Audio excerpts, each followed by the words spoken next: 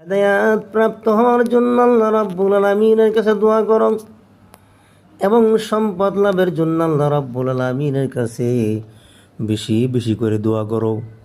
হযরতে আব্দুল্লাহ ইবনে মাসউদ রাদিয়াল্লাহু তাআলা থেকে বর্ণিত আছে যে আল্লাহ রাসূল সাল্লাল্লাহু আলাইহি ওয়াসাল্লাম এই দোয়াটি বেশি বেশি পড়তেন।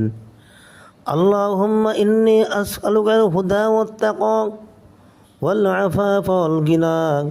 আল্লাহুম্মা ইন্নী আসআলুকাল হুদা ওয়াত তাকা ওয়াল আফাফা ওয়াল গিনা।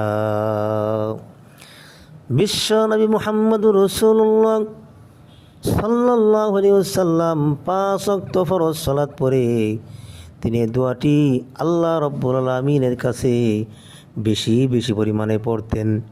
এজন্য ভাইয়ের আমার, যারা এই দোয়াটির আমল করবে, যখনই আমরা সময় পাব তখনই আমরা পড়ব, বা 5 ওয়াক্ত নামাজের পরে মোনাজাতের ভিতরে বা মোনাজাতের বাহিরে এই দোয়াটি আমরা বেশি পরিমাণে পড়ব, বেজোর সংখ্যায় অধিক পরিমাণ তেলাওয়াত করব। 5 ওয়াক্ত নামাজের পরে যারা এই আমলটি বজায় রাখবে, কন্টিনিউ চালিয়ে যাবে, আল্লাহ রাব্বুল আলামিন তার আমলের বরকতে তাকে হেদায়েত প্রাপ্ত করবেন। সিরাতে মুস্তাকিমের উপরে আল্লাহ রাব্বুল আলামিন হেদায়েত দান করবেন এবং সম্পদশালী করবেন। ভাইয়ার আমার, বন্ধুরা আমার, যখনই আল্লাহর কাছে হাত তুলব তখনই আমরা দোয়া করব, আল্লাহুম্মা ইন্নী আসআলুকাল হুদা ওয়াত তাকা ওয়াল আফাফা ওয়াল গিনা। এজন্য ভাইয়ারা, বন্ধুরা, আল্লাহ রাব্বুল আলামিন বান্দার দোয়া কবুল করবেন।